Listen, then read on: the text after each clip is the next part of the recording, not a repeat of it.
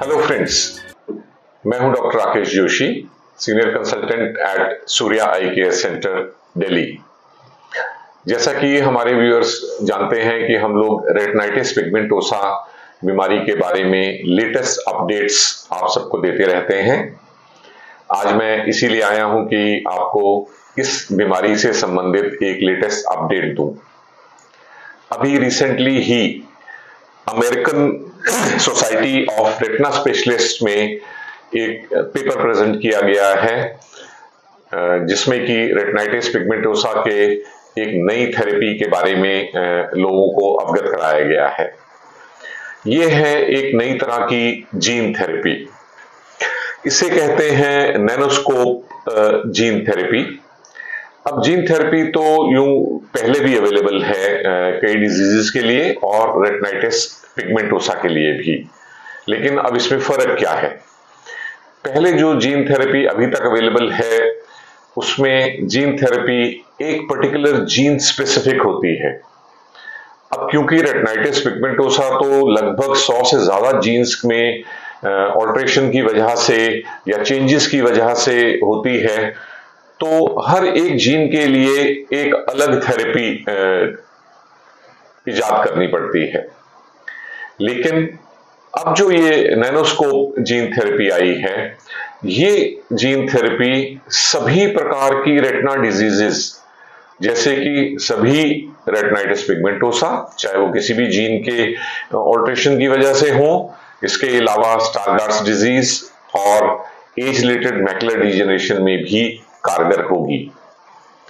अभी इसे एफडीए से एक्सपेरिमेंटल स्टेज के लिए अप्रूवल मिल गया है और इसमें एनिमल स्टडीज कंप्लीट हो चुकी हैं जो कि रैबिट पे की गई हैं और काफी सक्सेसफुल पाई गई हैं।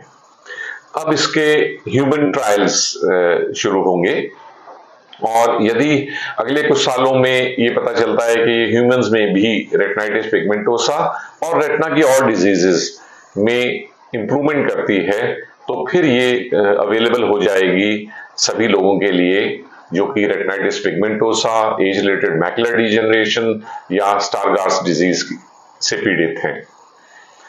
अब इसमें किया क्या जाता है?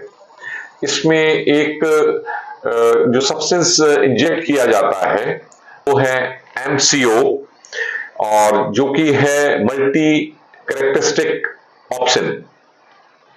अब ये इंजेक्ट किया जाता है आई में, आई के अंदर इंट्राविट्रियल इंजेक्शन के थ्रू, और फिर ये स्टिमुलेट करता है रेटिना पिगमेंट सेल्स और न्यूरॉन्स को, ताकि वो इंसान जो पहले बहुत कम देख पा रहा था उसका विजन इंप्रूव हो जाए। अब इसके डिलीवरी सिस्टम में भी चेंजेस की गई हैं। अभी तक जो जीन थेरेपी की जाती है उसमें जिसे हम डॉक्टर लोग व्हीकल बोलते हैं, यानी कि जो जीन इंजेक्ट की जाती हैं वो की जाती हैं एक वायरस के थ्रू, और वो वायरस रेटिना के सेल्स में जाके उस जीन में ऑल्ट्रेशंस करता है। जबकि इस नैनोस्कोप जीन थेरेपी में वायरस का इस्तेमाल नहीं किया जाएगा, बल्कि इसमें लेजर का इस्तेमाल किया जाएगा, नियर इंफ्रारेड लाइट लेजर्स, उसके थ्रू इसे पहुंचाया जाएगा पेशेंट के रेटिना सेल्स में। सो फ्रेंड्स, ये बहुत ही एक्साइटिंग डेवलपमेंट है जो कि अगले कुछ सालों में पेशेंट्स के लिए भी अवेलेबल हो जाएगी। और क्योंकि ये सभी प्रकार के रेटिनाइटिस पिगमेंटोसा और कई तरह की और रेटिना डिजीजेस में सेम इंजेक्शन काम आएगा, इसलिए इसकी कॉस्ट भी काफी कम रहेगी।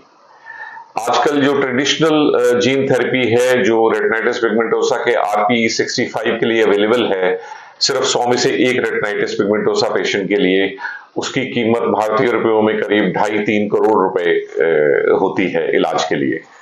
जबकि ऐसा अंदाजा है कि अब ये नई वाली अगर नैनोस्कोप जीन थेरेपी आती है तो इसकी कॉस्ट शायद करीब 10% रहे ट्रेडिशनल जीन थेरेपी में, यानी कि कुछ लाख रुपए में ही नैनोस्कोप जीन थेरेपी लोगों के रेटिनाइटिस पिगमेंटोसा को ठीक करने में कामयाब रहेगी। सो फ्रेंड्स, लेट्स होप इसके ट्रायल्स जल्दी ही पूरे हों और कुछ ही सालों में नैनोस्कोप जीन थेरेपी भी रेटिनाइटिस पिगमेंटोसा के लिए अवेलेबल हो जाए और इसके काफी कारगर रहने की उम्मीद है। Thank you friends.